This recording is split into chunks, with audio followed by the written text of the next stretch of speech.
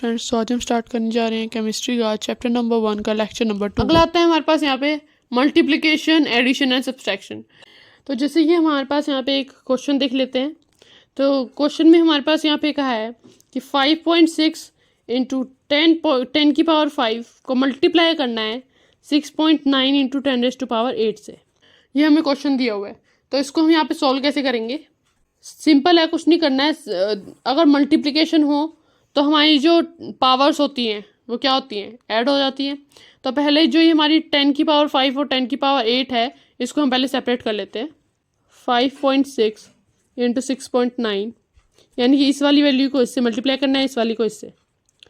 आगे क्या आ जाएगा, 10 की पावर 5 इंटू 10 की पावर 8। अब यहाँ पे मैंने क्या कहा था, मल्टीप्लाई है, तो जैसे हमारे पास यहाँ पे 10 की पावर 5 10 की पावर 8 से मल्टीप्लाई हो रहा है, तो यानी कि इनकी जो पावर्स हैं वो ऐड हो जाएंगी। और अगर हमारे पास यहाँ पे जो वैल्यू है डिवाइड हो रही है, तो डिवाइड में हमारे पास यहाँ पे जो इनकी पावर्स है वो माइनस हो जाएंगी।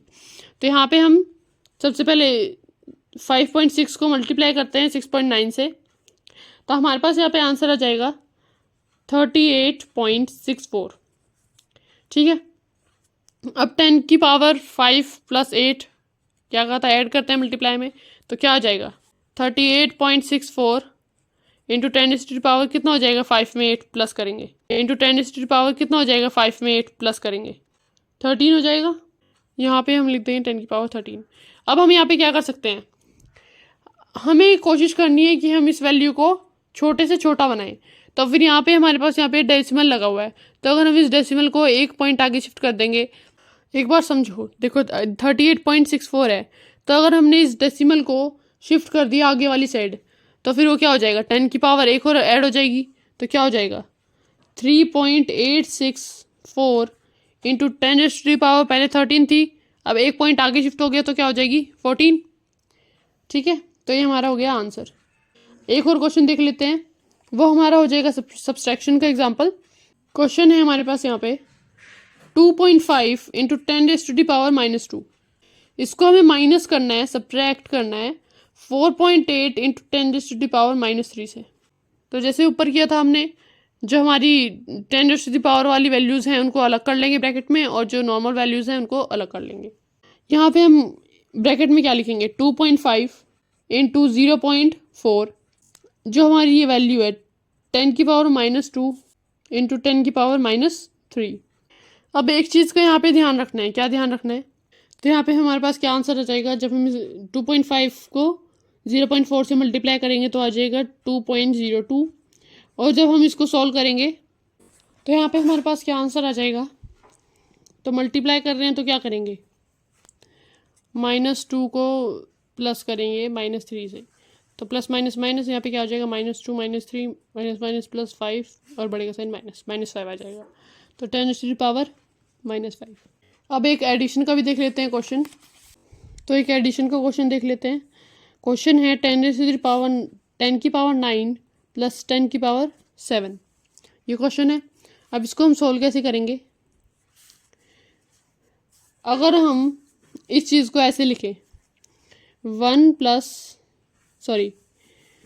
इंटू 10⁻⁹ प्लस 1 इंटू 10⁻⁷, कुछ फ़र्क पड़ेगा, नहीं पड़ेगा, क्योंकि किसी भी चीज़ को 1 से मल्टीप्लाई करेंगे तो वही वैल्यू आ जाएगी। ठीक है, तो कुछ भी यहाँ पे हमारा फ़र्क नहीं पड़ेगा, तो ऐसे हम लिख सकते हैं। तो अब हम क्या करेंगे, अब हम 10⁻⁻ को खोल के लिख लेंगे 10⁻² इंटू 10⁻⁷ प्लस 1 इंटू 10⁻⁷। हमने ऐसा क्यों किया, जिस साइड हमारी 10 की पावर कम होती है वो हमें यहाँ पे कॉमन लेना होता है, मतलब कि जो हमारी बड़े वाली वैल्यू होती है उसको तोड़ के हमें जो छोटे वाली वैल्यू है वो बनानी पड़ती है। तो इसलिए हमने यहाँ पे इसको ओपन कर दिया और यहाँ पे 7 रखा, जिससे हम इस 10⁻⁷ को कॉमन ले सके। तो यहाँ पे अब हम कॉमन लेंगे तो क्या हो जाएगा, 10⁻⁷ को 1 प्लस, यहाँ पे 1 बचा, यहाँ पे 1 था, यहाँ पे प्लस था, ये वाली चीज़ हमने यहाँ पे कॉमन ले ली, तो क्या आ गया 1 प्लस 10⁻²। अब इसको आगे कैसे करेंगे, कुछ नहीं करना है, बस 10⁻² है तो उसको हम नॉर्मली कैसे लिखते हैं 1 प्लस 100, तो यानी कि 10⁻⁷ इंटू 101 लिख सकते हैं। या फिर हम इसको ऐसे भी लिख सकते हैं 101 इंटू 10⁻⁷ ब्रैकेट में लिख दो, वो भी मल्टीप्लाई है, और अगर ऐसे लिख दोगे तब भी वही सेम बात है। ये हमारे पास यहाँ पे आंसर आ गया। अब एक और क्वेश्चन देख लेते हैं सब्सट्रैक्शन का, इसी तरीके का क्वेश्चन है 10⁻⁷ माइनस 10⁻⁹ तो सब्सट्रैक्शन है, तो 1 को किसी चीज़ से मल्टीप्लाई करेंगे वही रहेगा सबसे पहला स्टेप।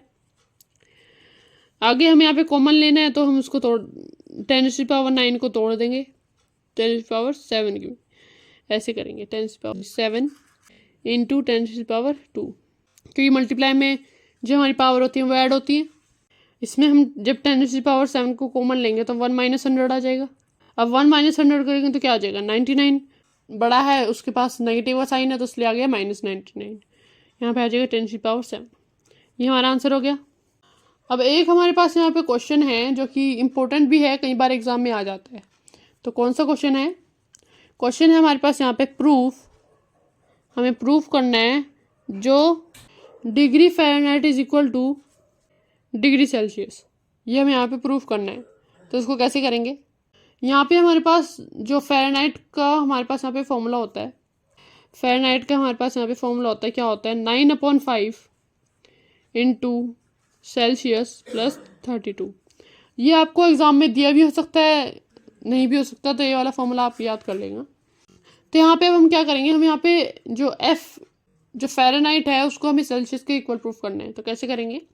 यहाँ पे हमने सपोज करो कि लेट कर लिया हमने यानी कि फ़ारेनहाइट को हमने लेट कर लिया x, और जो c की वैल्यू थी उसको भी हमने, यानी कि जो सेल्सियस थी उसको भी हमने x लेट कर लिया। मतलब कि जो f और c है, यानी कि फ़ारेनहाइट और सेल्सियस, इन दोनों की वैल्यू हमने x लेट कर ली। तो अब जो हमारी f और c है वहाँ पे हम x वैल्यू पुट कर देंगे 9/5 इंटू एक्स प्लस 32। अब यहाँ पे क्या करेंगे, इसको मल्टीप्लाई कर लेंगे, क्या आ जाएगा x is equal to 9x/5 plus 32। तो कैसे करेंगे यहाँ पे, इस स्टेप के बाद यहाँ पे हम क्या करेंगे, ये जो हमारा 9x/5 है इसको हम लेफ्ट हैंड साइड ले जाएंगे तो क्या हो जाएगा नेगेटिव में। तो इसको हम कैसे लिखेंगे, x minus 9x divided by 5 is equal to 32। ये हो गया। इसके बाद क्या करेंगे, यहाँ पे एलसीएम ले लेंगे, तो एलसीएम क्या आ जाएगा 5x minus 9x divided by 5 is equal to 32। 5x और 9x माइनस करेंगे तो क्या आएगा -4x divided by 5 is equal to 32। अब ये 5 को राइट हैंड साइड ले जाएंगे, मल्टीप्लाई में हो जाएगा, क्या आ जाएगा -4x is equal to 32 into 5। अब 32 को 5 से मल्टीप्लाई करेंगे, क्या आ जाएगा 160। अब 160 आ गया। अब यहाँ पे है -4x। अब x जो -4 है वो x के साथ मल्टीप्लाई हो रहा है, राइट हैंड साइड आएगा, डिवाइड में हो जाएगा, तो क्या आ जाएगा 160 डिवाइडेड बाय -4। अब इसको जब हम कैंसिल करेंगे तो क्या आ जाएगा 40, और नीचे हमारा जो 4 था वो नेगेटिव में था, तो हमारी x की वैल्यू क्या आ गई -40। यानी कि जब हम x की वैल्यू -40 पुट करेंगे, और x क्या था हमारे पास यहाँ पे फ़ारेनहाइट और सेल्सियस, यानी कि जब हमारा फ़ारेनहाइट और सेल्सियस दोनों हमारा -40 डिग्री होगा, तभी हमारी जो फ़ारेनहाइट और सेल्सियस है वो एक दूसरे के इक्वल होंगे। ठीक है, तो ये हमारा यहाँ पे हो गया आंसर। अगर आपको इस क्वेश्चन में कुछ भी डाउट है तो आप मुझसे कमेंट सेक्शन में पूछ सकते हैं। Thanks for watching.